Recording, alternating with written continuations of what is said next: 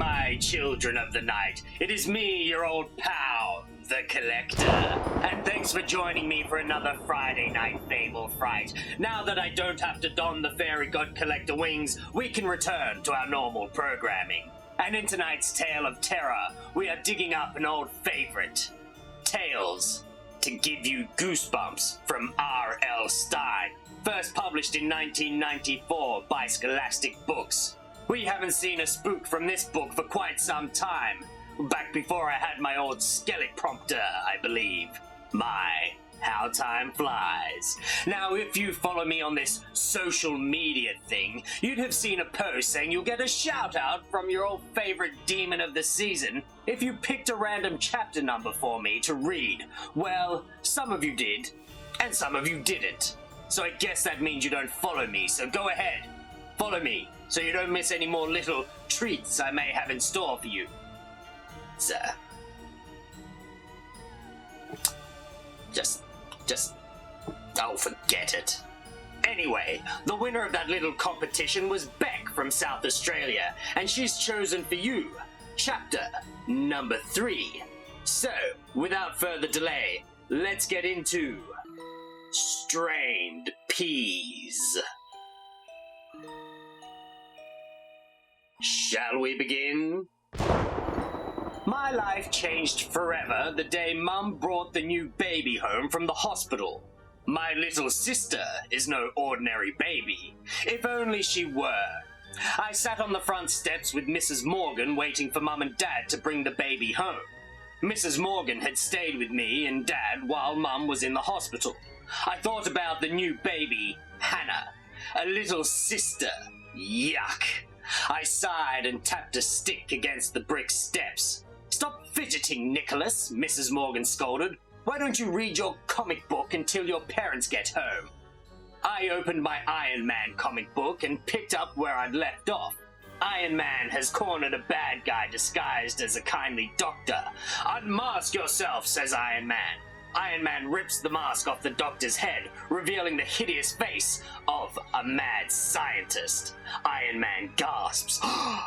The mark of evil, he cries. Dr. Destro! Iron Man has never seen Dr. Destro before, but he recognizes the bad guy by the birthmark on his face. The mark of evil. I heard a car coming and glanced up. Dad's dark green Volvo chugged down the street and pulled into our driveway. Mum sat in the passenger seat, waving to me and smiling brightly.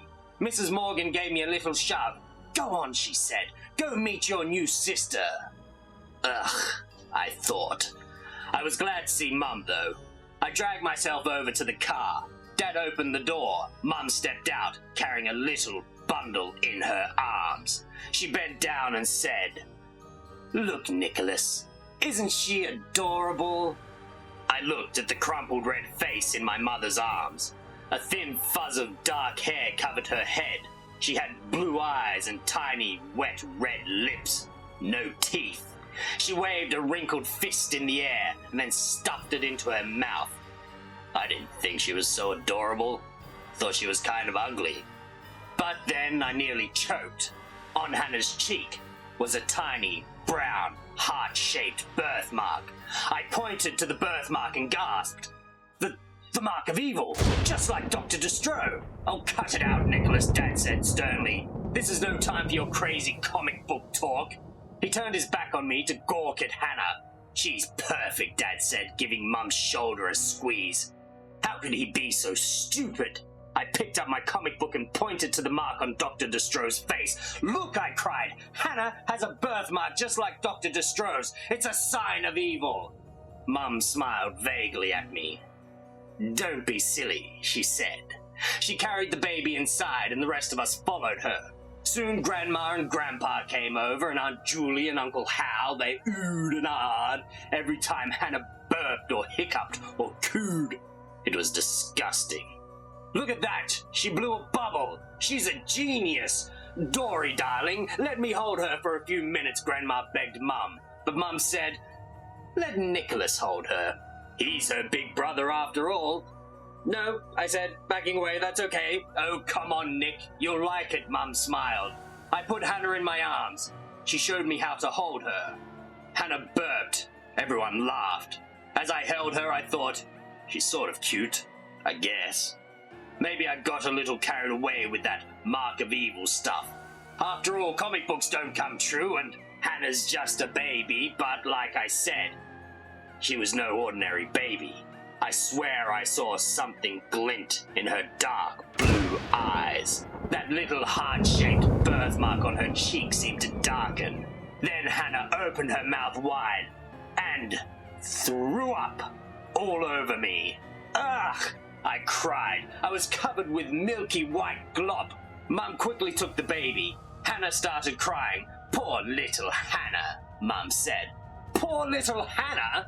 I was the one she threw up on. And she did it on purpose. I knew she did. That night, the howling began. A horrible sound woke me up, a loud screeching wail. I sat up in bed, shaking. My eardrums rattled in my ears. What was that noise? I got out of bed to see what was going on. Mum was walking Hannah up and down the hallway, patting and shushing her. But Hannah didn't stop screaming. She sounded like some kind of wild animal in pain. Mum, what's wrong with her? I asked. Nothing, Mum replied. It's just a normal baby sound. Go back to sleep. I didn't get any sleep. Hannah never stopped crying. That's no normal baby sound, I thought. No one can tell me that terrifying screech is normal. Hannah's wailing continued, night after night. Each night was worse than the last. Wild screams that even the neighbors could hear.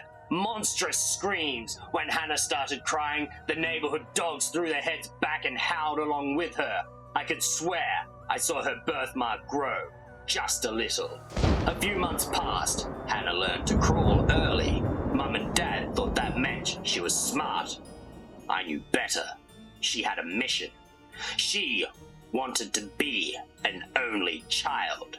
She wanted to get rid of me. The crying didn't get rid of me, the puking didn't get rid of me, but Hannah had other tricks up her little terry cloth sleeve. One morning before school, I found Hannah in my room, chewing on something. She held a bit of paper in her hand. When she saw me coming, she tried to stuff it into her mouth. I snatched it away from her. Oh no, I cried. My math homework, or what was left of it, mostly just my name and the date, covered with drool. Hannah had eaten my homework. She swallowed and smiled that evil smile. Her smile seemed to say, gotcha.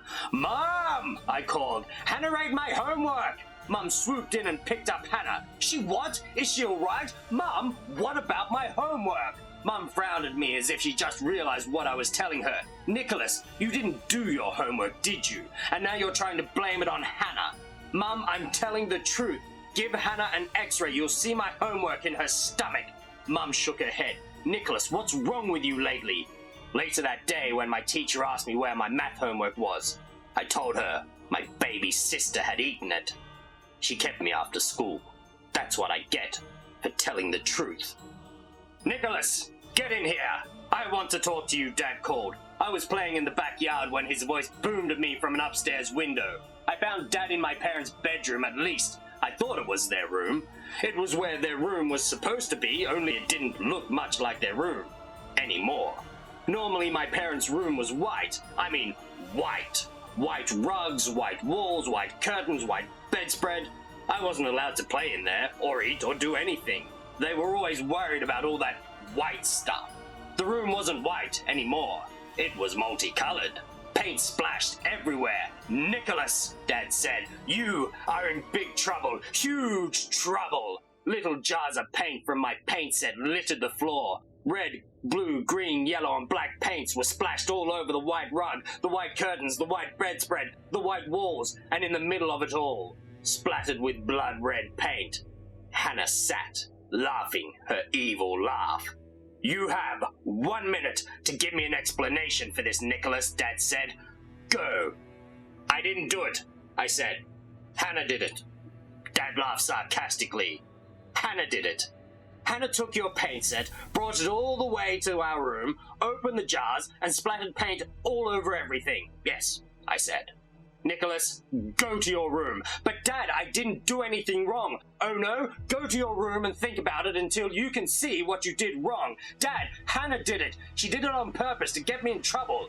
You're playing right into her hands. Dad gave me his stony glare. He pointed to my room. I went. There's no fighting Dad's stony glare. She's a monster, I thought. She's really a monster. But she won't get away with this. I'll find a way to convince them somehow. I'm not leaving this family. She is.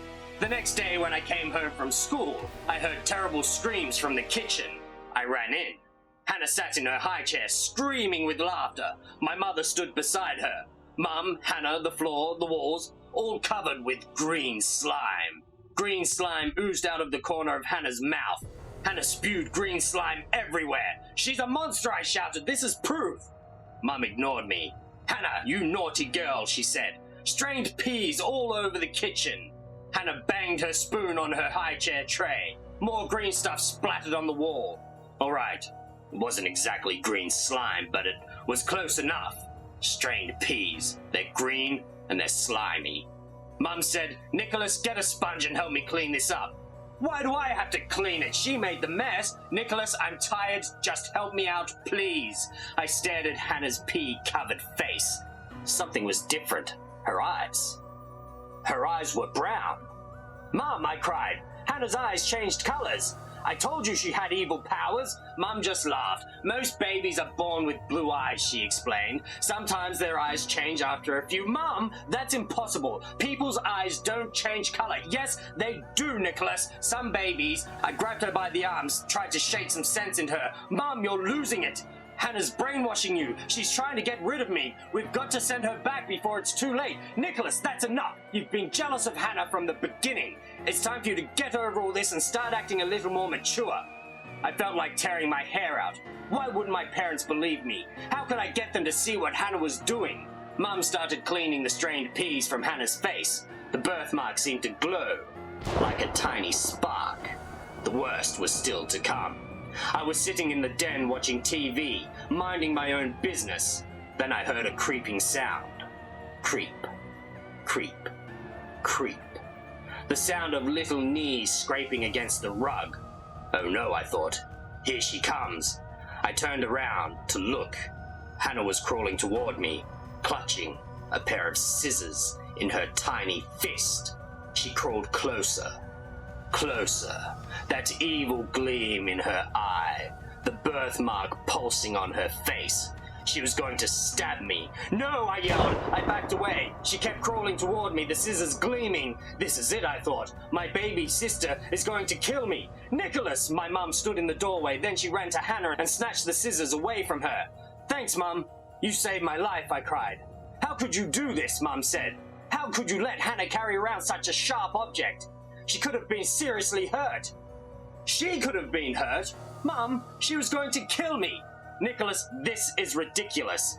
Mum, she's trying to get rid of me. She wants to be an only child. I think that's what you want, Nicholas, Mum said. I think we need to have a long talk. I'm not making this up, Mum. Why won't you believe me? You always trusted me before until Hannah came along. The phone rang. Mum picked up Hannah and stormed off to the kitchen to answer it. A few minutes later, I heard Mum cry out. Oh no. No, I don't believe it. I hurried to the kitchen to see what was wrong. Mum was crying. She said, all right, Dr. Davis, we'll be there this afternoon. She hung up the phone and cried some more. She gripped the wall as if she thought she'd faint. Then she stopped crying and stared at Hannah with a new, weird look on her face. A look of horror. At last, I thought, she believes me.